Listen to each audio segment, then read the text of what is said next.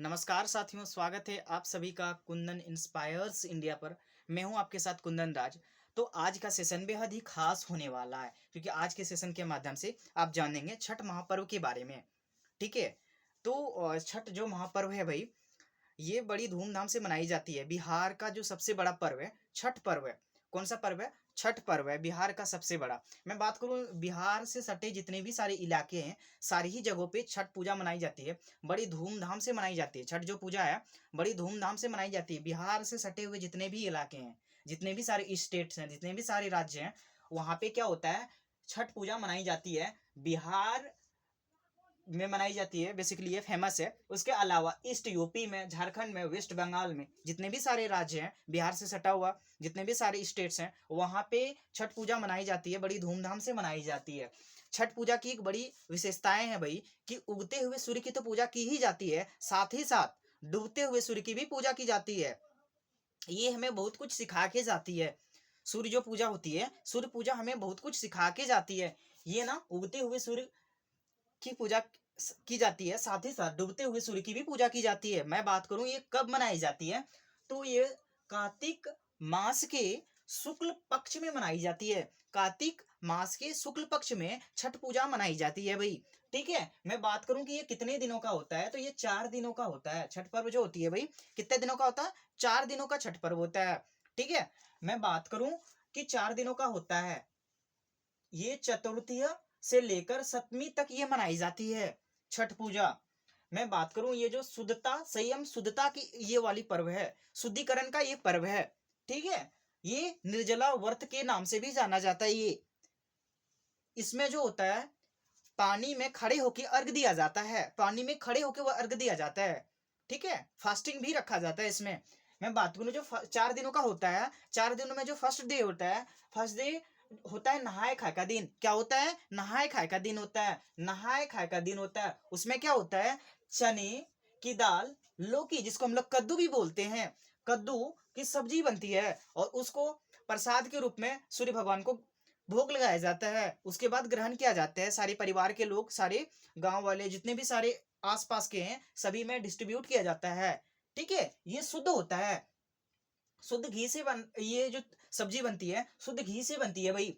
घी के द्वारा ये सारी चीजें होती है। घी, शुद्ध घी का प्रयोग किया जाता है, तेल का प्रयोग इसमें नहीं किया जाता है। मैं बात करूं, जो सेकेंड डे होता है, जिसको हम लोग उपवास के नाम से जानते हैं।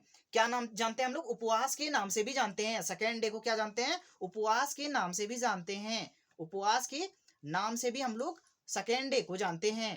ठीक है। फर्स्ट डे क्या हो गया भाई? फर्स्ट डे हो गया, क्या हो गया? फर्स्ट डे हो गया नहाए खाए का दिन। ठीक है। जिसको हम लोग संजत के नाम से भी जानते हैं। दूसरा जो हो गया, लोहंडा एंड खरना होता है। उसको हम लोग खरना भी बोलते हैं दूसरी दिन को। ठीक है। कौन सा बोलते हैं उसको? बोलते हैं खरना। क्या बोलते हैं उसको? खरना बोलते हैं। खरना में क्या होता है? खरना जो होता है, ये शुद्धिकरण होता है। इसमें शुद्ध गुड़, चना, दूध, चावल की खीर बनाई जाती है। जितने भी सारी चीजें मैंने बताई, गुड़, चना, चावल, दूध, ये सारी ही चीजें शुद्ध होती है, और शुद्ध चीजों की ही ये खीर बनती है। गुड़, चना, चावल, दूध, इतने ही सारी चीजों मिला के खीर बनती है, शुद्ध खीर बनती है इसमें। और रात में सूर्य भगवान को शाम में भोग लगाई जाती है, और सारे घर के लोग प्रसाद डिस्ट्रीब्यूट करते हैं, बांटते हैं, और आपस में भी खाते हैं। जो थर्ड जो थर्ड डे होता है, वो संध्या अर्घ होता है। इसमें ना डूबते हुए सूर्य की पूजा की जाती है। डूबते हुए सूर्य की पूजा कब की जाती है? थर्ड डे को किया जाता है। ये ये छठी दिन होता है, जो छठी दिन होता है, इसलिए इसे छठी मैया के नाम से भी जानते हैं। ठीक है। ये संध्या अर्घ होता है, थर्ड डे को होता है, तीसरे दिन को होता है संध्या अर्घ। इसमें डूबते हुए सूर्य की पूजा की जाती है। इसमें ठेकुआ और पकवान चढ़ाई जाती है। ठेकुआ और पकवान चढ़ाई जाती है भाई। ठीक है। इसमें जो ईख वगैरह होता है, जिसको हम लोग केतारी के नाम से भी जानते हैं, केतारी जिसको हम लोग बोलते हैं, केतारी भी चढ़ाई जाती है। जितने भी सारे फल हैं, जितने भी सारे, कितने भी प्रकार के फल हो, चाहे अनार हो, एप्पल हो, या फिर जितने भी सारे डाव, नींबू वगैरह, जितने भी सारे हैं, केले वगैरह, जितने भी सारे, नारियल वगैरह, सारे ही फल चढ़ाई जाती है। साथ ही साथ ठेकुआ एवं पकवान चढ़ाई जाती है। थर्ड डे को मैं बोल रहा हूँ। फोर्थ डे जो होता है, उषा अर्घ होता है, सुबह वाली जो अर्घ होती है, मॉर्निंग टाइम की ये अर्घ होती है, मॉर्निंग टाइम वाली ये अर्घ होती है। इसमें खड़े होके सूर्य भगवान जब उगते हैं सुबह में, तो अर्घ दिया जाता है, सुबह सूर्य देवता को अर्घ दिया जाता है। इसमें भी ठेकुआ पकवान जितने भी सारी चीजें होती है बना के लेके जाते हैं। इसमें ना बांस की सूप का प्रयोग किया जाता है। मीन्स अर्घ जब देते हैं तो बांस का सूप में वो सारी चीजें पूजी जाती है। क्या सारी चीजें? ठेकुआ पकवान और जितने भी सारे फल हैं फूल हैं, जितने भी सारी चीजें हैं, सबको बांस की डाला या सूप में पूजी जाती है। पूछोगे कि कुंदन भैया आप बता रहे हो कि बांस का ही सूप में क्यों पूजी जाती है भाई? ठीक है, बांस के सूप में ही ये सारी चीजें क्यों पूजी जाती है? इसका रीजन है। क्या रीजन है? कि बांस जो होता है ना भाई, बहुत ही जल्दी ग्रो करती है, बहुत ही जल्दी आगे बढ़ जाती है। तो छठ माह से, छठ देव सूर्य भगवान से, छठ माह से ये विनती सब लोग करते हैं, संतान की प्रगति एवं वृद्धि के लिए ये वाली जो छठ है बेसिकली मनाई जाती है। इसीलिए बोला जाता है कि बांस की जो सूप होती है और सुपली जिसको हम लोग बोलते हैं, आपने देखा भी होगा, बांस की जो सूप एवं डाला होता है उसी में ये सारी चीजें ठेकुआ एवं पकवान चढ़ाई जाती है। और वो जो चीजें होती है क्यों चढ़ाई जाती है? क्योंकि उसमें ना बांस बहुत ही जल्दी ग्रो करते हैं, बहुत ही जल्दी वो आगे बढ़ते हैं। तो छठी मैया से, सूर्य भगवान से सबका विनती होता है कि जिस तरह से बांस ग्रो कर रहे हैं उन, ठीक है, ग्रो कर रहे हैं, वो अपनी ऊंचाई को छू रहे हैं, उसी तरह हमारी संतान की प्रगति हो, वृद्धि हो, संतान की वृद्धि हो एवं स्वस्थ रहें, ये कामना की जाती है। ठीक है भाई, तो ये वाला एपिसोड छठ माह से रिलेटेड ये वाली एपिसोड थी।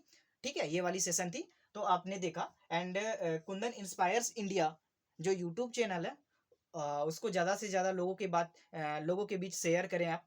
ठीक है, वीडियो को लाइक करें, और जल्द ही इस चैनल के माध्यम से आपको मिलेगी बहुत ही सारी चीज़ें, आपको देखने को मिलेगी इस चैनल पे। एक्चुअली मैं बात करूं कि वनडे एग्जाम जो होगी, वनडे एग्जाम मैं आज बता रहा हूँ, वनडे जो एग्जाम होगी, वनडे एग्जाम जो भी होगी, वनडे एग्जाम के जीएस का जितने भी पोर्शन हो, जीएस का बोल रहा हूँ मैं, किसकी बोल रहा हूँ मैं? जीएस का बोल रहा हूँ।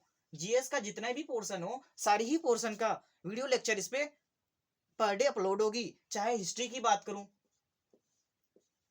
ज्योग्राफी की बात करूं, पॉलिटी की बात करूं, इकोनॉमिक्स की बात करूं, जितने भी जीएस का पोर्शन हो, सारी ही चीजों पे भी ये वाली वीडियो अपलोड होगी। यहाँ पे मैं खुद करूंगा वीडियो, एक्चुअली तैयारी चल रही है। तो जीएस का जितने भी वनडे एग्जाम है, जीएस का जितने भी पोर्शन हो, जीएस का जितने भी सारी पोर्शन हो, करंट करंट इवेंट से रिलेटेड भी हो, वो सारी चीजें मैं अपलोड करूंगा इस चैनल पे। ठीक है भाई, तो ज्यादा से ज्यादा लाइक कर, ज्यादा से ज्यादा लोगों के बीच शेयर करें, वीडियो को लाइक करें एंड चैनल को सब्सक्राइब करें। बड़ों का सम्मान करें, छोटों को प्यार दें, अपना व्यक्तित्व इस प्रकार विकसित करें कि महिला सुरक्षित एवं सम्मानित महसूस करें। Love you all the best.